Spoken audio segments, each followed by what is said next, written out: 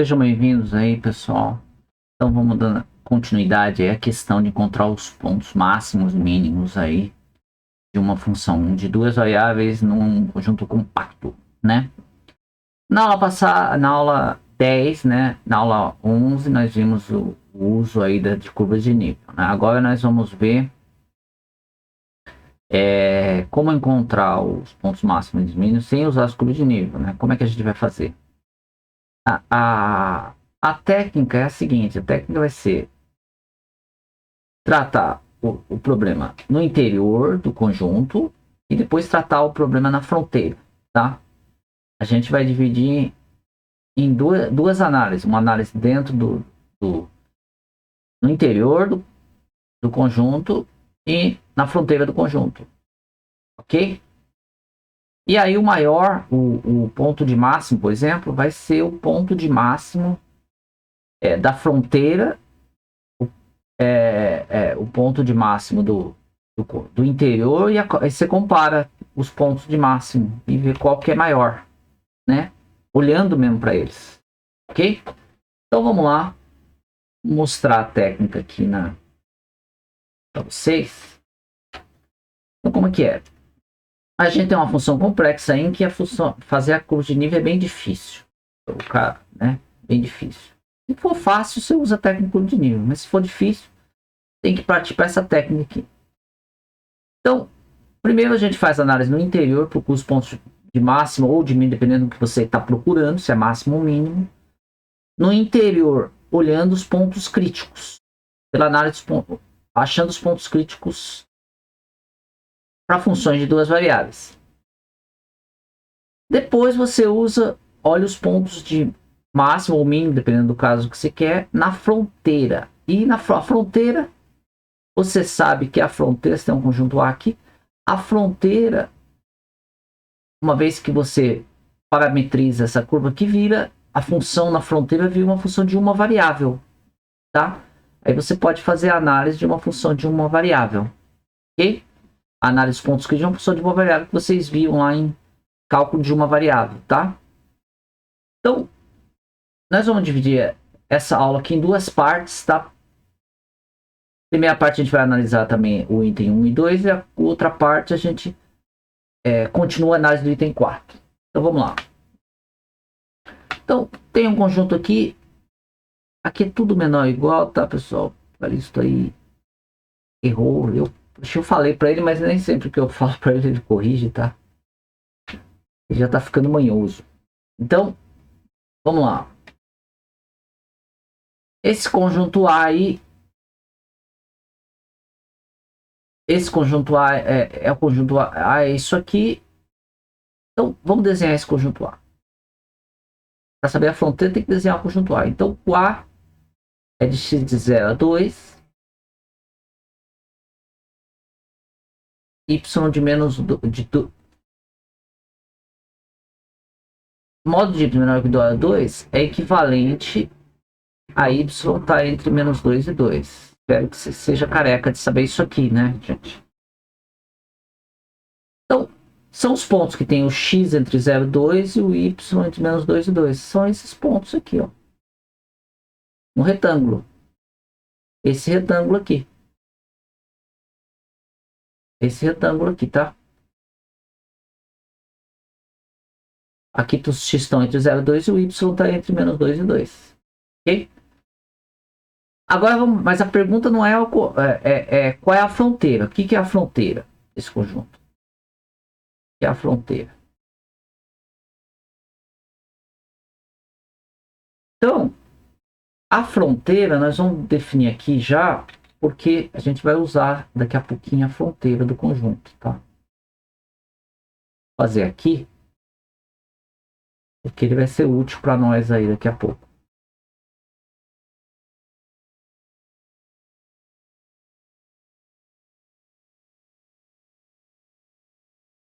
Então, o que é a fronteira? Fronteira, você vai ter esse pedaço, esse pedaço. Esse pedaço aqui, esse primeiro pedaço é x, todo mundo aqui tem x igual a 0.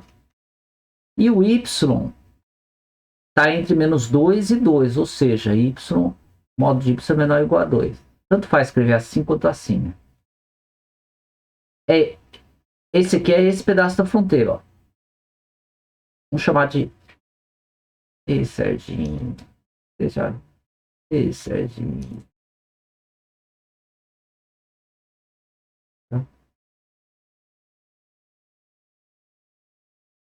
Então, vamos chamar de F1 aqui. Esse é o pedaço F1. Depois F2 aqui. F2 é o quê? F2 vai ser parecido, só que é x igual a 2 e o y é menor ou igual a 2. É o F2. Agora vamos aqui F3. F3 vai ser o quê? F3, o y é 2. Vou escrever aqui só para manter a ordem. E o x agora está entre 0 e 2. Tá? Finalmente F4. Aqui, agora o y é menos 2. E o x está entre 0 e 2. Tá? Isso aí vai ser importante, a fronteira vai ser importante para nós daqui a pouco, tá? Então a fronteira, ela realmente inclui aqui x igual a 0, x igual a 2 e o y igual a 2. É esse pedaço aqui. Ele falou desse pedaço. Realmente, esse pedaço está incluído aqui, tá? Está incluído. O y menor ou igual a 2 e o x pode ser 0 ou 2. Só que faltou esse pedaço aqui, né? Então tá errado. Se há isso aqui, então x, o interior disso aqui é o quê? Que é o interior disso aí? O interior desse conjunto é o quê? É tirar a parte, tirar a fronteira, né? Tirar a fronteira aqui, aqui também tem que ser, vou fazer bem juntinho aqui, mas aqui. Então, o que é o interior? O interior são os pontos de x de 0 a 2. X vai de 0. Desculpa. X vai de 0. Exclui o 0 e exclui o 2, né? X vai de 0 a 2 e o y vai de menos 2 a 2 também, excluindo de menos 2 a 2. Tá? Ou modo de y menor que 2. Então tá certo esse aqui. Tá? Então, vamos para o item 4. 3 vai ser de vocês aí. 3 é de vocês, tá? Estou gravando direito aqui. Certo. Então, o item 4, o que ele diz?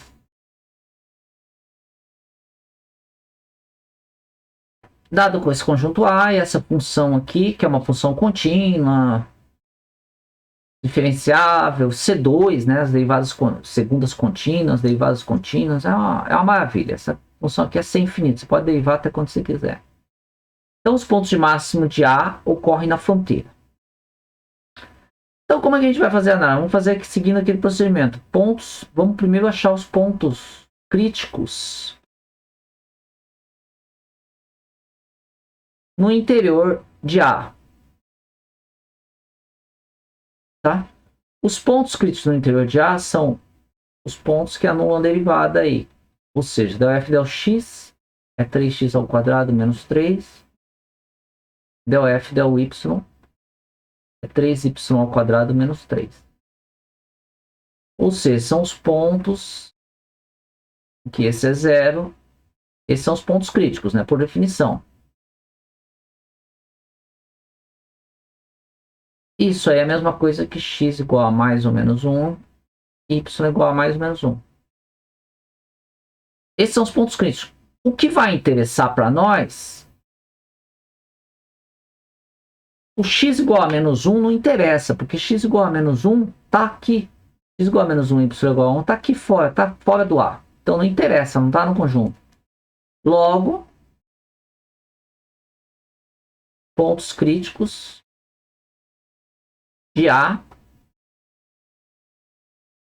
são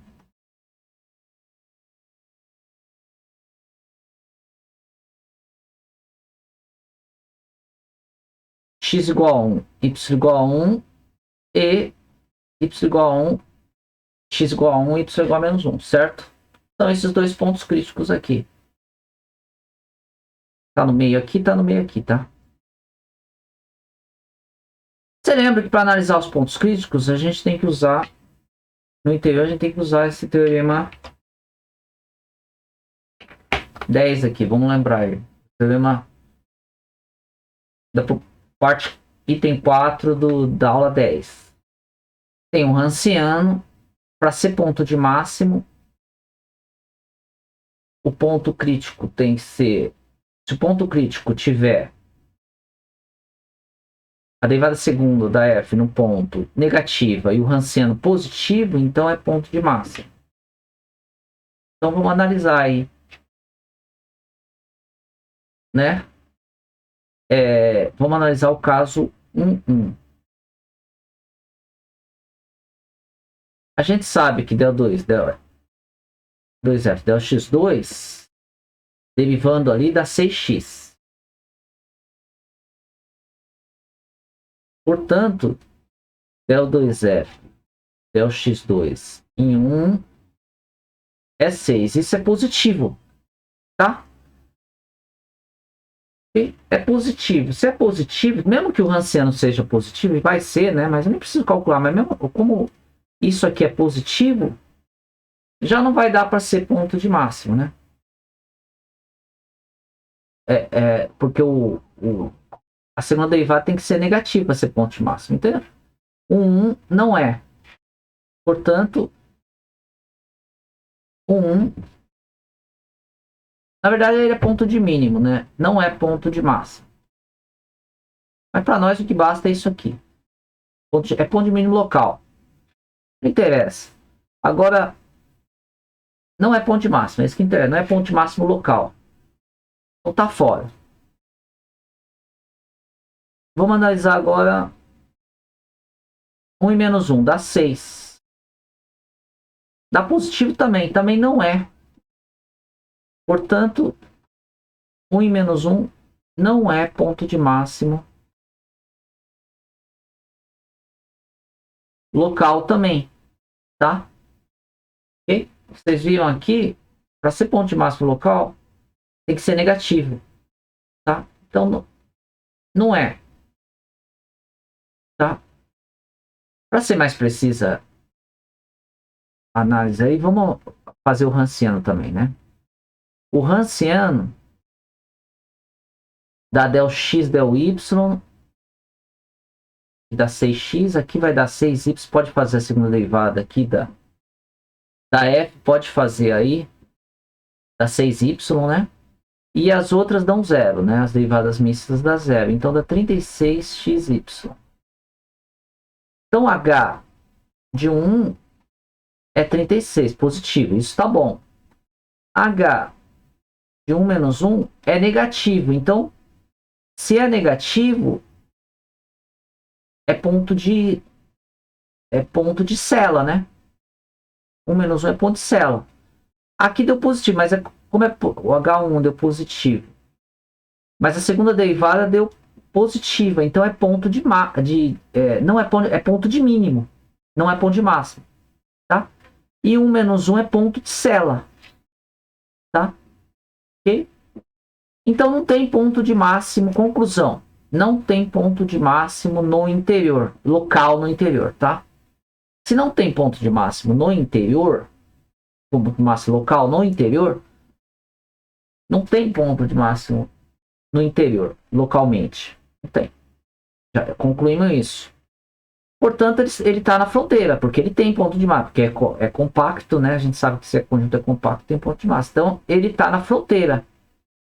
Então, já resolve isso aqui, porque o ponto de máximo corre na fronteira. Entretanto, a gente, na segunda parte dessa aula, a gente vai encontrar quais são esses pontos, tá? Quais são eles, ok? Onde eles estão aqui na fronteira. Aí é uma análise mais demorada, a gente vai dividir essa aula fazendo a outra aula, ok? Então é isso. Tenha um pouco de paciência, é isso aí.